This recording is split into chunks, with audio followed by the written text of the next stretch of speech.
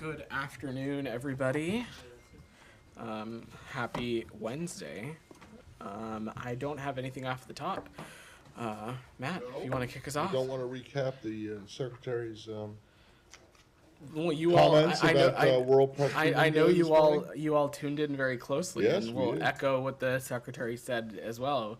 We strongly believe the importance of a free press. It's we believe a bedrock of democracy. It's why one of the many reasons why we travel with all of you. We do this daily press briefing. I think engagement with the media is critically important for both of us to do our jobs. Okay. But Matt, So then, can I ask you, as was raised, perhaps a bit abruptly at the very beginning of his comments this morning, whether or not the State Department regards Julian Assange as a journalist who would be covered by the ideas embodied in World Press Freedom Day. Matt, I'm not asking for the DOJ point of view. I'm asking for what the State Department thinks. the State Department thinks that Mr. Assange has been charged with serious criminal conduct in the United States in connection with his alleged role in one of the largest compromises of classified information in our nation's history. His actions risked serious harm to U.S. national security, to the benefit of our adversaries. It put named human sources to grave and imminent risk and risk of serious physical harm and arbitrary detention. So it does not matter how we categorize any person, but this is we view this as as something he's been charged with serious criminal conduct. Well, but it does matter, actually, and that's my question. Do you believe that he's a journalist or not? Matt, I'm just not going to offer a prescriptive assessment from here. Our view on Mr. Assange, our view on Mr. Assange is that he's been charged with serious criminal conduct in the United States. Charged with anything. You know, Evan Gershkovich has been charged with a serious criminal offense in Russia, and you say that he's a journalist, and he is, obviously, and I just want to know whether or not you, the State Department, regardless of any charges that he faces, believe that he is a journalist or he is something else. Well, first I would say, Matt, that these two cases are very Of very course, different. they're completely different, but The United States doesn't go around arbitrarily detaining people, and the judicial oversight and checks and balances that we have in our system versus the Russian system are a little bit different. But again, I'm not here to offer a specific assessment. What I will say is that he's been charged with a serious crime, with serious criminal conduct in the United States that has seriously put in harm's way U.S. national security, and that continues to be the case. Okay, so basically the bottom line is that you don't have an answer. You won't say whether you think I think or not. I've sufficiently answered your question, Matt. As I've said, we believe that he has been charged with serious criminal conduct in the United States. But not for me. Okay. All right. Thank you. All right. Anything else? Go ahead, Saeed. On Freedom Press Day, I mean, it's been almost a year since Shireen Abu Akleh was killed by the Israeli army. And yesterday, apparently, a call by Senator Chris Van Hollen onto you guys that there was a new report by the security coordinator that was sent to Secretary Blinken. First of all, can you share any information about that with us, if there is any, and is there anything new in this report, or is there any reason why it should not be released? Saeed, let me say a couple of things. First, you've heard us say this before. We condemn the tragic killing of Shireen Abu Akleh, and our hearts remain with her family. As you know, Secretary Blinken has had the opportunity to speak to her family before and continue to extend our personal sympathies to them. As you all know, Shireen was not only a U.S. citizen, but a reporter who had earned the respect of audiences around the world, including many, almost all, I assume, in this room.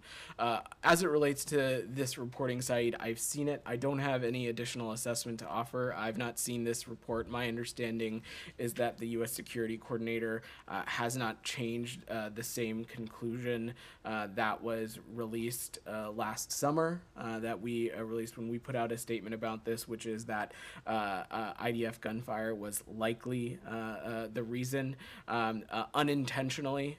But again, I don't have any additional updates or assessments to offer on this Was report. ever held accountable, and I don't believe that. Do you expect anyone to be held accountable? Saeed, we as we noted in our statement about this last summer, was that our findings that are consistent with the U.S. security coordinators is that this was unintentional and due to incredibly tragic circumstances. And so what we continue to raise with our Israeli partners and with others around the world is ensuring what we can do to take appropriate steps to ensure that when it comes to rules of engagement, that civilians, reporters, members of the media just trying to do their job are not placed in harm's way. Just for the record, today, as we speak, there are 16 Palestinian journalists that are in prison without any charges. Do you call on the Israelis to let them go so they can go about doing their jobs? Saeed, we have been very clear about the need for journalists to not be arbitrarily detained and to be able to do their job. I'm not aware of these specific cases or reports, but we have been clear and consistent about this. Myra. Just on that, based on the answer that you're giving to Saeed, you're saying this wasn't intentional, our investigation found, and you're saying we're engaging with our Israeli partners about rules of engagement. That all almost sounds like you're saying you're sorry for what happened to Shireen, but you're moving on and you're engaging with Israeli partners so that this wouldn't happen again. I had not heard anything about U.S. pursuing accountability for her. Can you tell me if I'm wrong, or can you elaborate? Myra, we have been very clear and consistent about first condemning the tragic killing of Shireen, but also when both the U.S.'s report as well as the IDF's report last summer went public, we have spoken consistently about the need and the call for accountability in this case, and we continue to do so. However, as is consistent from the IDF's finding as well as the finding of the U.S. security coordinator, is that this was not intentional. It was a tragic, due to very tragic circumstances. So yes, we continue to seek accountability for Shireen. So Let me finish. And that is one of the ways in which we are doing so, in ensuring that when it comes to rules of engagement, we're working on those issues in concert and in partnership with our Israeli counterparts to ensure that civilians and journalists and members of the media are not put in harm's way. These are all things that we have said before consistently. Yes, these are things you've said before, so I'm wondering if you're doing anything actively to seek accountability from the Israeli side for Shireen's killing. Like, not for rules of engagement sounds like it's something to deter and prevent this happening again. But I mean, are you able to say, is there an active effort of U.S. seeking accountability from Israel on her case? There is an active effort, and since Shireen's tragic death, we have continued to press Israel to closely review its policies and practices on rules of engagement and consider additional steps to mitigate risk of civilian harm and protect journalists. The Department of Defense, in the immediate following of, not immediate, but in the months following Shireen's death, underscored the need to improve its own assessments and practices to ensure civilian harm mitigation. So this is something that we continue to pursue and push directly with our counterparts in Israel, but also in other parts of the world where journalists often are found in harm's way. got a couple of things on China, but I'll let others too. Okay. Alex, go ahead. Thanks. One more question on the press freedom. In light of the Press Freedom Day, did the embassy in Moscow today attempt to meet with Evan in jail? Alex, we have continuously, since Evan's detention, called for the Russian Federation to offer consistent consular access, consistent and regular consular access that is in line with the Russian Federation's consular convention with us, and that continues to be the case, and we'll continue to raise that directly. Including today, have you guys reached out to Russian I officials? don't have a specific, I'm not going to offer a specific engagement, but consular access continues to be one of the things we continue to push for, not just in Evan's case, but also the case for Paul Whelan. We continue to call for both of them to be released, and that continues to be our operating procedure on this. Is the U.S. government thinking about some legal action against Russian foreign ministry for rejecting their rights? Alex, we continue to have a number of tools at our disposal to hold the Russian Federation accountable. As you saw us last week take action in designating the FSB and the IRGC-IO in relation to their arbitrary and wrongful detention of American citizens. So specifically, through the auspices of the Levinson Act and through the executive order that President Biden signed, we continue to have tools at our disposal, but I'm not going to speculate or preview potential actions from here. We'll move to Camilla, South I'm Texas. going to work the room a little, Alex. I got a couple. Can we come back to them later? Sure. Excellent. Camilla, go ahead. Press Freedom Day. I know you mentioned Austin Tice yesterday. Wall Street Journal is reporting that there are U.S. negotiators who've been in touch with Syrian government officials and couched this as a renewed effort to engage with Syrian officials on trying to secure his release. Do you have anything further to add from what you said yesterday? I'm certainly not going to get into the specifics, Camilla, but I will reiterate what you heard President Biden speak and talk about pretty clearly on Saturday night, which is that we are engaging extensively to try and get Austin home. Because of Austin's work as a journalist and his immense efforts to uncover and show the world the truth of what war can look like, he has been locked up in Syria for more than 11 years now.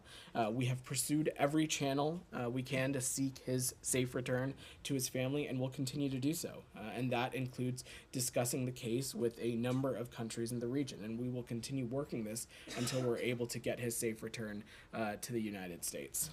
Nick, go ahead. Anything more on the reported drone strike on the Kremlin? The secretary said anything coming out of the Kremlin should be taken with a shaker of salt. I was wondering if you had any more fidelity on what did or didn't happen. Well, I would echo what Secretary Blinken said this morning. We are aware of these reports, but unable to confirm the authenticity of this. But also, as the Secretary said, I would take anything coming from the Kremlin and the Russian Federation with a shaker of salt. But throughout this, it's important to remember a couple things, Nick. First, Russia invaded Ukraine. It did so unprovoked. They started this war, and they could end it today if they pulled their troops out. Number two, Russia continues to fire missiles and drones at Ukraine every week. And they have done so and targeted scores of Ukrainians, including children, and they have been targeted places like hospitals, apartment buildings, and we have been very clear that we're going to continue to support Ukraine as it defends itself from Russia's invasion on this. Kylie, go ahead. Just to follow up on that specifically, you said that the U.S. has been unable to confirm the authenticity of these reports. Do you believe that the U.S. will be in a position over the course of the coming days to say what the U.S. believes happened here? I'm just not going to speculate or get ahead of the process here, Kylie. What I will say, though, is that we're continuing to assess this and confirm the authenticity, and when we have more to update, or if we're in a place to, we shall. And then we heard from President Zelensky this morning in response to this alleged attack, saying, "We don't attack Putin or Moscow." How significantly should we weigh President Putin's denial that Ukraine was involved here? You mean President Zelensky's? President Zelensky, sorry. That is for President Zelensky and the Ukrainians to speak to. I will let them speak to their own battlefield assessments and decisions. That's not something that we have ever spoken to from here. And then just a final question. Sure. From the White House podium earlier, like a few minutes ago, we heard the press secretary talk about the U.S. not providing capabilities for the Ukrainians to strike inside Ukraine or encouraging the Ukrainians to strike inside Ukraine. So going forward, if there are further Ukrainian strikes inside of Russia, should we expect that that could somehow impact continued U.S. support for Ukraine? What I will say, Kylie, is that we have been pretty clear and consistent throughout this that we'll continue to support our Ukrainian partners for as long as it takes. In fact, we as recently as last week announced another presidential drawdown, and we will continue to do so.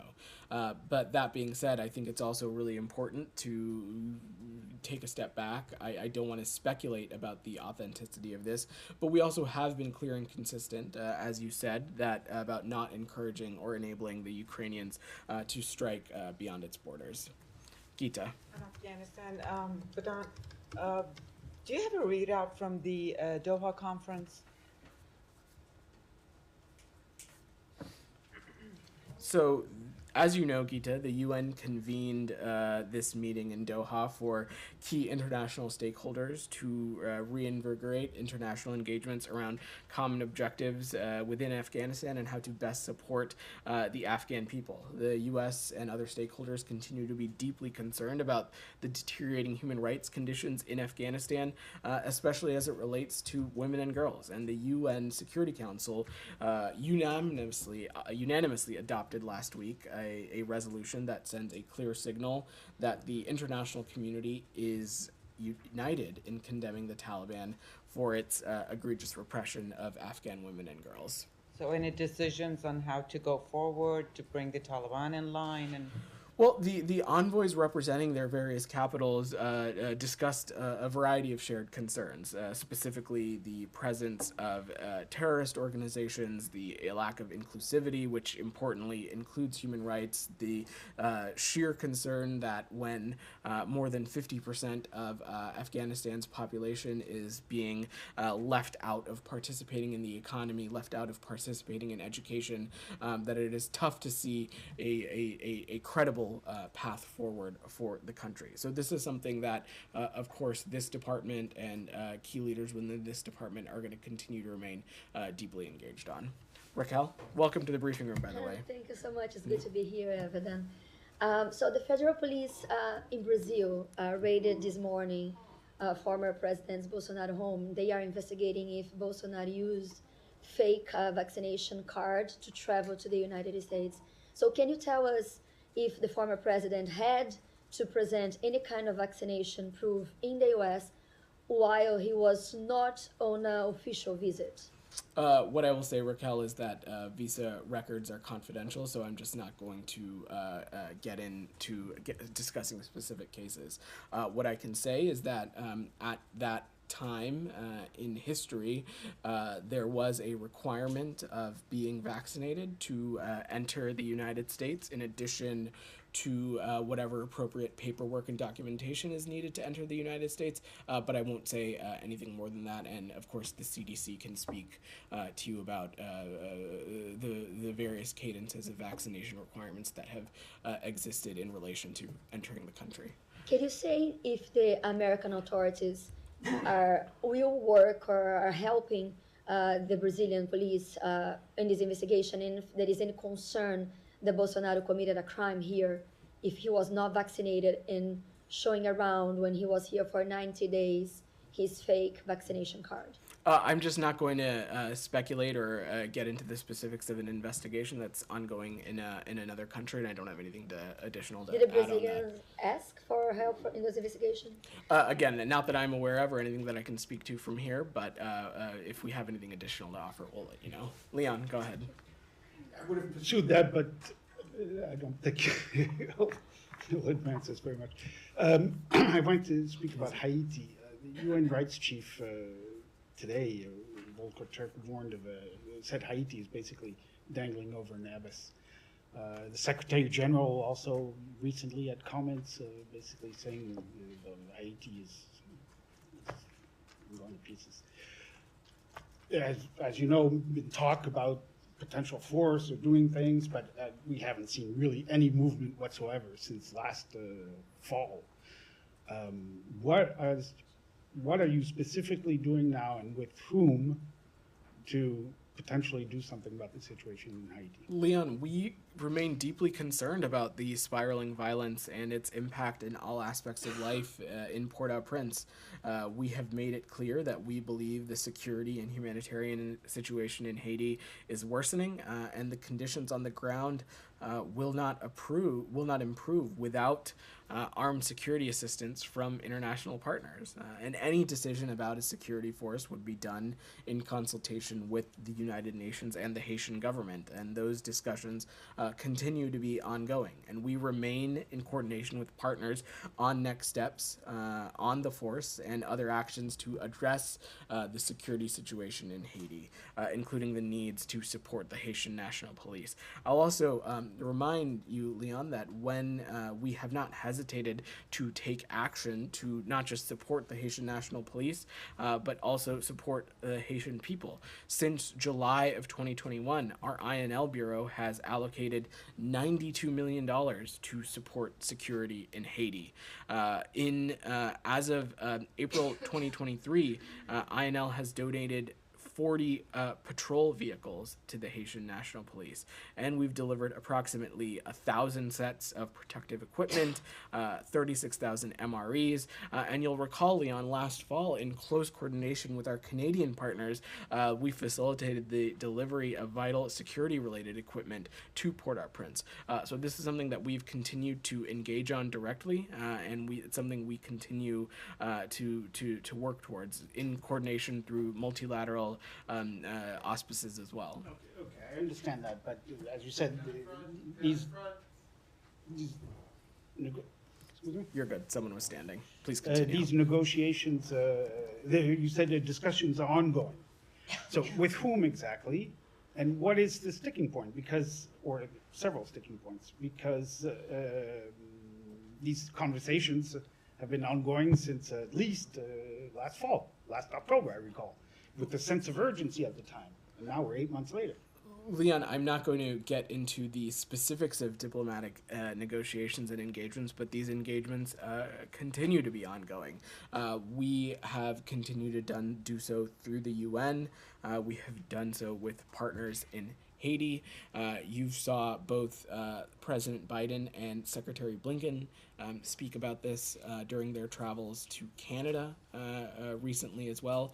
So we continue to engage with this through appropriate allies and partners, through appropriate multilateral mechanisms, and that continues to be the case. I understand that very well, but since there hasn't been any real progress, what are the sticking points? What are the issues? Again, Leon, I'm just not going to get into what our specific engagement. We have never read out specific diplomatic engagements from here as it relates to very sensitive conversations that we're having with partners in Haiti, partners in this specific case, partners in Haiti, partners through the UN, and other allies and partners as well. That's just not something I'm going to start doing from here. Michel. Yeah, on Syria, Sure. Do you have any comments on the Iranian president visit to Damascus today? What I would say is that the Iranian regime and the Assad regime continuing to deepen their ties should be of great concern to not just our allies and partners and countries in the region, but also the world broadly. These are two regimes that have continued to partake in malign, destabilizing activities, not just in their immediate countries, but also in the region broadly.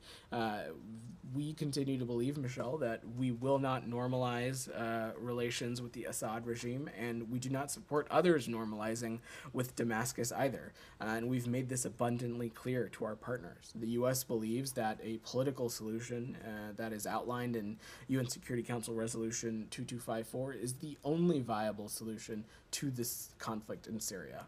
And was that your reaction to the statement made by Arab countries regarding a peaceful solution in Syria? We have conveyed our concerns about the May 1 meeting in Jordan to Jordan and others, and although we don't agree with that the Assad regime merited this kind of statement, we note that Jordan and others have incorporated some of the United States' key priorities in this process. But I will reiterate again, we don't support normalization with Damascus, and we do not support others normalizing this as well. Could I just, a Syria refugee question. It's been reported that Syrians in Lebanon have gone into hiding because of an anti-refugee campaign. Now Lebanon has to endure a great deal of the refugee issues, and it has its own problems to contend with. So do you feel that maybe the time has come for the refugees to begin going home? I mean, would you facilitate with Syrian refugees going back to their villages and towns and so on? The government, the Syrian government, said that the refugees are welcome to come back. Saeed, we are still looking into these specific reports, but what I will note is that all refugees and all displaced persons should be treated humanely, and anyone detained should be afforded all applicable legal protections. And any refugee returns to Syria should be voluntary, they should be safe, they should be dignified. The conditions in Syria today do not allow for such returns, and we have been very clear about this with our foreign partners, including our partners in Lebanon. Sorry, can I say, 2254? Yeah. What year was that passed? I will have to double check the exact year. I'll tell you, it was 2015. That's what I was gonna. Like, what, Yes. 8 years ago? That's not good. Okay. Is there a question? Yeah, well, my question was, what year was it passed? 2015. Is there a question beyond that? Nope. Nope. All right. Nope. Again, always here for the Matt Lee history lessons. Go ahead. Thank you, Vedant. On Press Freedom Day, as you know, Bangladesh is struggling for freedom of expression, as British media Guardian reported yesterday. Media in fear, PM's people enemy attacks. And the government today, the senior minister, they told, as UN, United Nations and all rights group urging for revoking the DSA, Digital Security Act, and they are not willing to revoking this draconian act. So what is your comment about the press freedom situation in Bangladesh? Bangladesh is in the last position in the South Asia. So we have spoken a great deal previously about our concerns with this legislation. I don't have any new assessment to offer and would refer you to our previous comments on this. Go ahead in the back. Yeah, you. Thank you. So Deputy Secretary Sharma will lead Japanese Association of Family of Victims kidnapped by DPRK in this afternoon. And what do you think the family is still active and they are still visiting the United States for the first time in 4 years? I'm sorry, I didn't hear the first part of your question. If you could speak up. The Sharma, Deputy Secretary Sharma, she is going to meet Japanese Association of Families of Victims kidnapped by DPRK this afternoon. Understood. So I don't have any specific readout to offer on this meeting, as it's my understanding is that it's not taken place yet. But what I will note is that the entirety of this department, including Deputy Secretary Sherman, continue to be deeply concerned about the human rights atrocities and violations that the DPRK partakes in, including the arbitrary detention and kidnapping of citizens. And so this is something that we'll continue to work in close concert with our allies and partners with, especially in the Indo-Pacific region, continue to work closely with the Republic of Korea and Japan itself.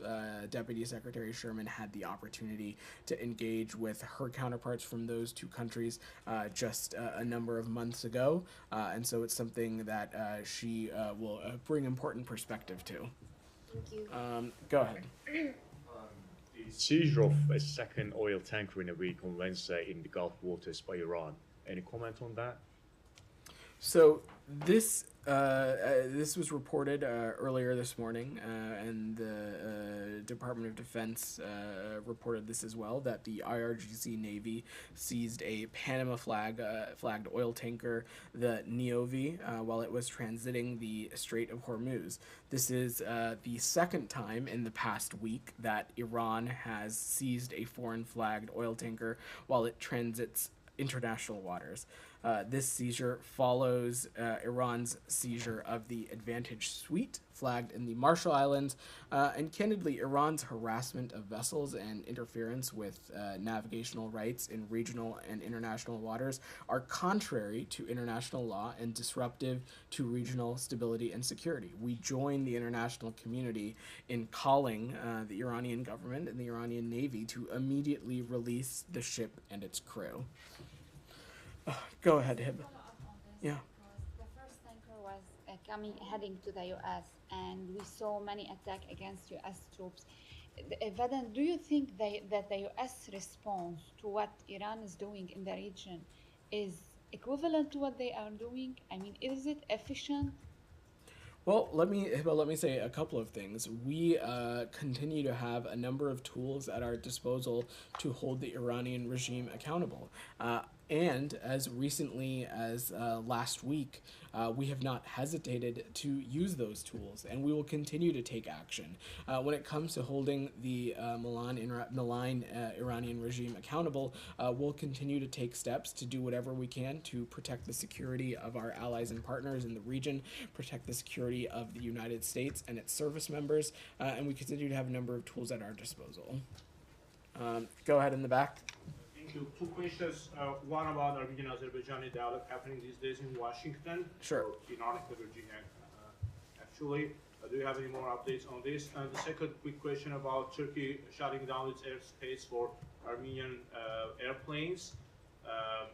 This creates major issues for Armenia's economy and freedom of movement because Armenia is already a landlocked country. It suffers double blockade actually from Turkey and Azerbaijan. So airspace is very important. Okay, let me take your first question first. I don't have any additional updates to offer on the engagements happening between Armenia and Azerbaijan at the Foreign Services Institute. What I will reiterate again is that we remain committed to promoting a peaceful future for the South Caucasus region.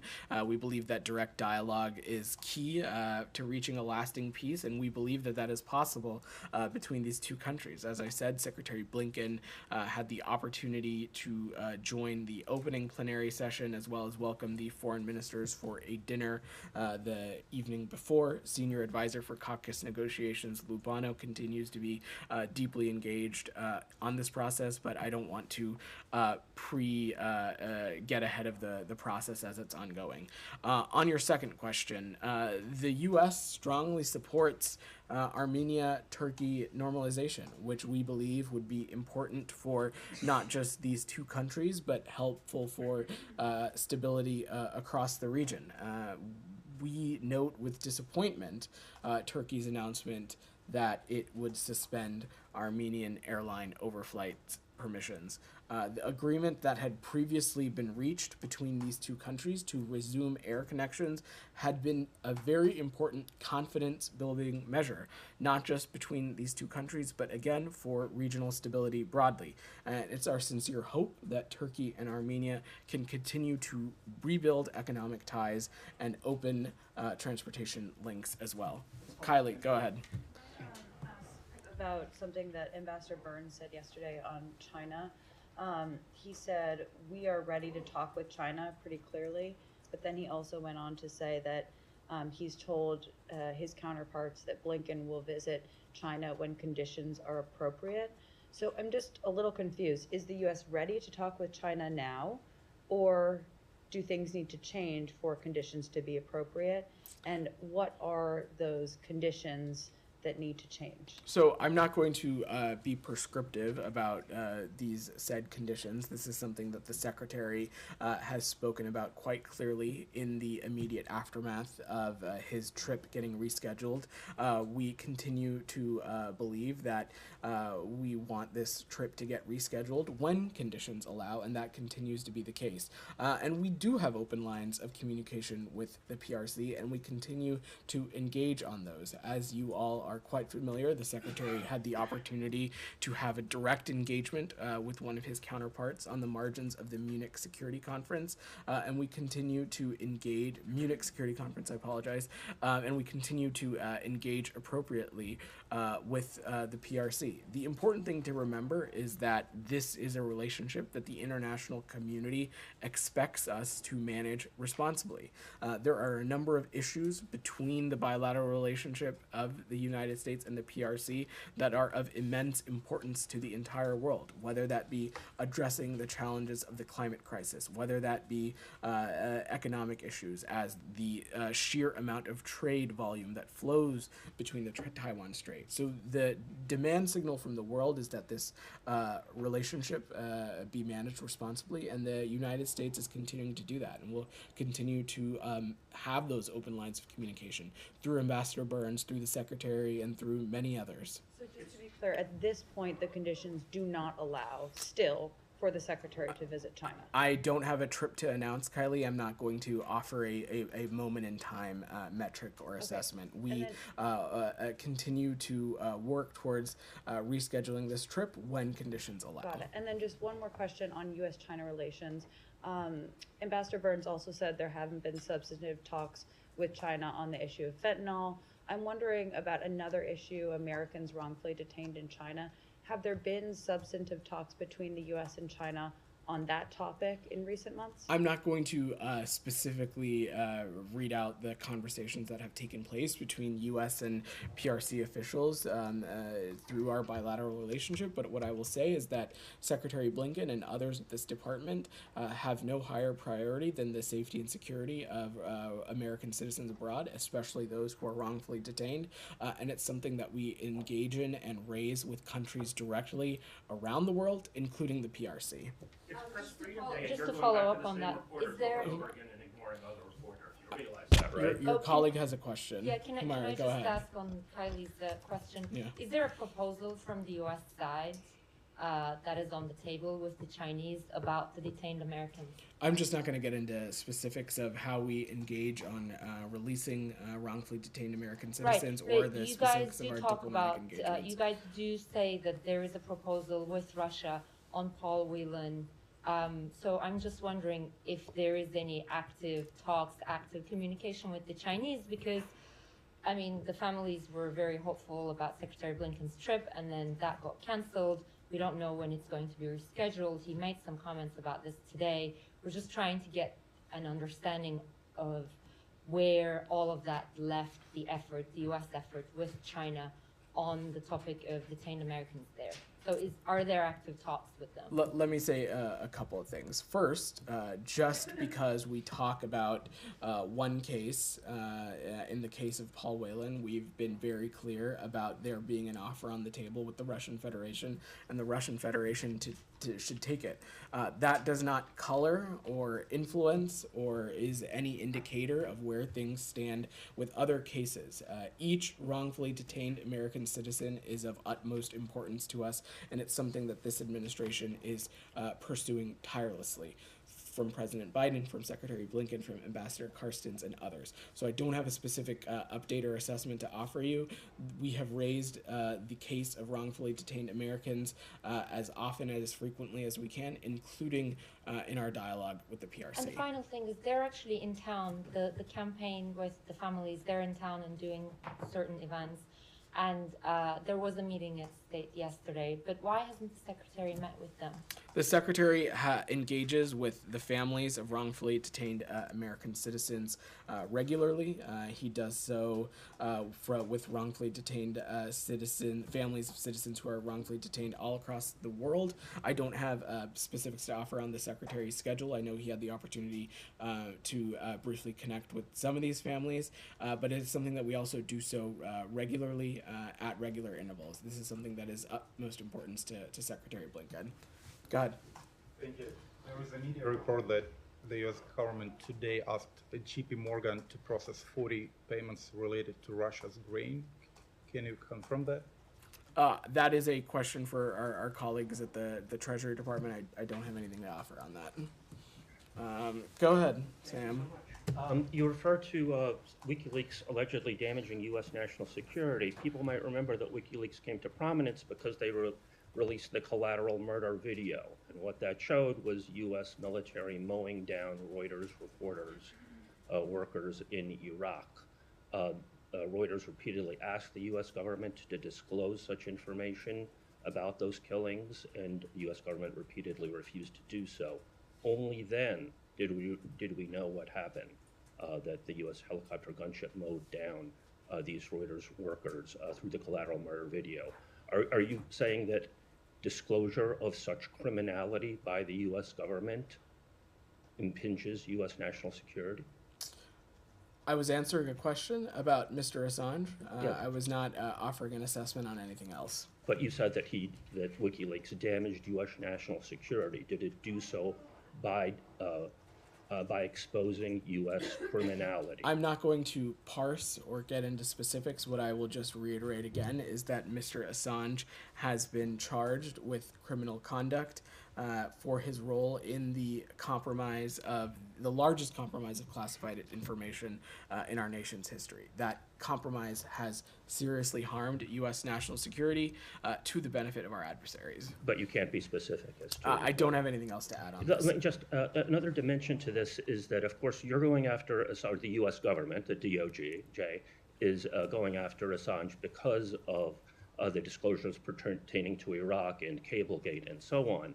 This is separate from the whole Russia Gate situation. I don't know if you're familiar with the recent report by James Bamford in The Nation. He's coming out with a book. He's a cybersecurity expert, written a book about the NSA. Piece is entitled Trump's Campaign's Collusion with Israel. Subtitle, While U.S. media fixated on Russian interference in the 2016 election, an Israeli secret agent's campaign to influence the outcome went unreported. What Bamford is alleging is that Israel was actually the conduit to the Trump administration, that their unit 8200. I'm just going to stop you right there. No. I don't think that's true. I also don't have anything else to I'd offer like to on know this. if the State Department has any assessment on this, because what this means is that everybody was obsessed over Russia's collusion with Trump for years, and what Bamford is reporting through his sources, and he's a very serious NSA reporter. He wrote a book about the NSA, and he's just come out with another book on espionage.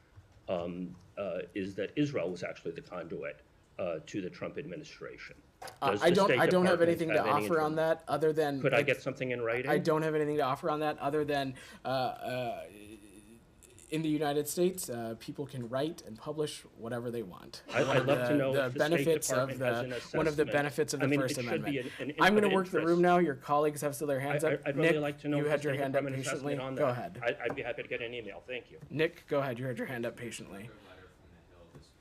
Senators Grassley and Johnson asking Secretary Blinken to preserve and provide records he may have on Hunter Biden business dealings, including anything sent from his personal emails. I was just wondering if you're familiar with the letter, if the Secretary had received it, and whether or not he's planning to comply with their May 15th deadline.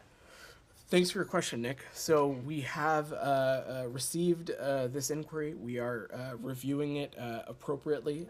What I will say, though, is that I would hesitate to take everything that the Hill says at face value.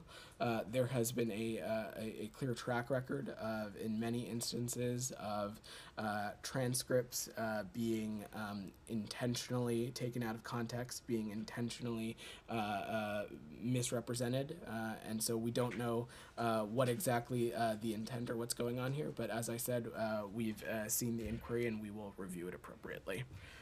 Alex, go ahead. Back to the South Caucasus. I have actually a question about Georgia, but before that, just to follow up on what you just told my colleague on Armenia, Azerbaijan. Other than the fact that the meeting is ongoing third day in a row, are there any grounds for optimism? Alex, I'm just not going to. You keep on trying to ask me the same question every day, so I gotta give you credit for your endurance, I suppose. But I'm just not going to get ahead of these talks or these processes. What I will note is that, and this is not something you're disfamiliar with, because it's something that the Secretary has been deeply engaged on, is that we believe that peace between these two countries is possible. We believe that there is not a military solution to this. We believe that direct dialogue through diplomacy is an integral path forward, and that's why we're very pleased to host these two foreign ministers at the Foreign Services Institute to participate and take on these very important discussions. As I said, the Secretary and others across the department have been deeply engaged on this, and we'll look forward to watching the process closely. Do we have like one more day to go or 2 more days to go?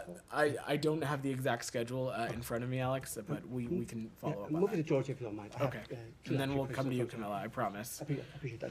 Georgia has pulled out of a key NATO exercise called Defender 23. Does the U.S. have any reaction to that? That is a question for Georgia and for NATO.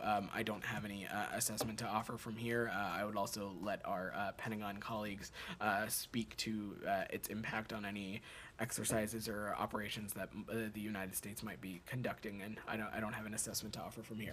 Is it going to Camilla, go impact ahead. U.S. I'm going to work the Georgia room. relationship? Alex, you've gotten 3 questions in already. Thanks for that. Camilla, go Super ahead. quickly, the former interim president of Venezuela, Juan Guaido, has an event in DC this Friday. I have a feeling you're not going to give anything on this, but any plans for him to meet with State Department officials? I'm not aware of any plans. Go ahead, Saeed. Question. Yeah. Yesterday, Olga Sardo, the spokesman for the United Nations, said that about 100,000 Sudanese refugees crossed borders into other countries, while close to 330,000 were, dislocated internally. I know that the secretary spoke with his Egyptian counterpart yesterday. This comes amid talks that Egypt is imposing very, very strict entry into its border or through its borders. Was that something that was discussed? I don't have anything additional to add, Saeed, beyond what was in the readout with the Secretary's call. But what I will say is that we are deeply concerned about the humanitarian crisis that is unfolding in Sudan as it relates to, as a result of this violence. That's why we have been so clear and consistent about calling for the need for a ceasefire to continue to be extended, and for that to get to a cessation of hostilities, for the free flow of humanitarian necessities as well. Also, our regional partners have played a really important role in taking on many of these displaced individuals whose country right now is in the midst of a civil war. But I don't have any other assessments to No provide. new figures on I don't. whether internally displaced. I have no other assessments to offer. Okay, final question. I'm asking this question for one of my colleagues on Ethiopia. So what action what steps United States are taking to mitigate the ongoing civil war? So the United States has been deeply engaged in the implementation of the cessation of hostilities agreement. We have welcomed the progress of implementing the key elements of the November cessation of hostilities. This is something that the Secretary personally was deeply engaged on. As you know, we traveled to Ethiopia earlier this year. It's something that the Secretary discussed directly with his foreign minister counterpart, as well as Prime Minister Abe as well. All right. Thanks, everybody.